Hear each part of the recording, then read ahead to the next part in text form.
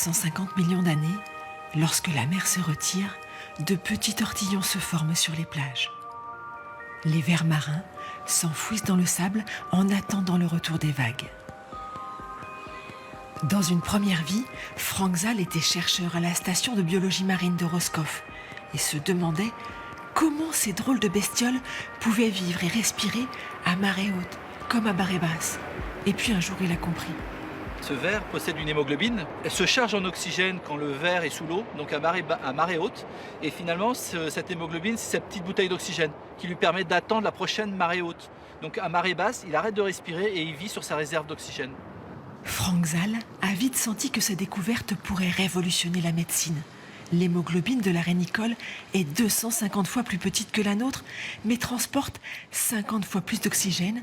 Et surtout, elle est extracellulaire et peut donc être transfusée à n'importe qui, sans s'inquiéter des groupes sanguins ou des résus.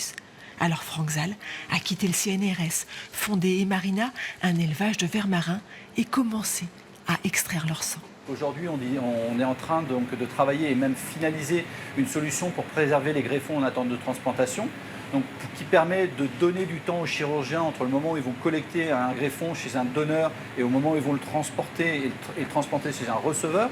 La deuxième application, c'est d'utiliser ce produit comme un analogue aux globules rouges, donc pour aller oxygéner les parties en fait, d'un organisme qui manquent d'oxygène. Et la troisième des applications, c'est d'utiliser cette molécule pour mettre dans des pansements qui permet d'apporter de l'oxygène, donc ce qu'on appelle en topique, pour augmenter les vitesses de cicatrisation. Et notamment des plaies qui sont difficilement cicatrisables, comme les plaies du diabétique par exemple. Les premiers tests sur les animaux sont prometteurs.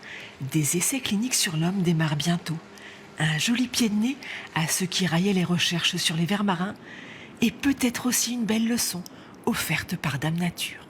Là, sous nos pieds, on marche sur des organismes qui sont là bien avant nous et qui ont découvert en fait des choses et qui ont évolué d'un point de vue adaptation physiologique et qui ont des solutions peut-être à nos problèmes de santé aujourd'hui.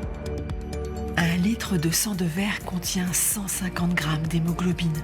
On peut trouver plus d'une centaine d'arénicoles dans 1 mètre carré de plage.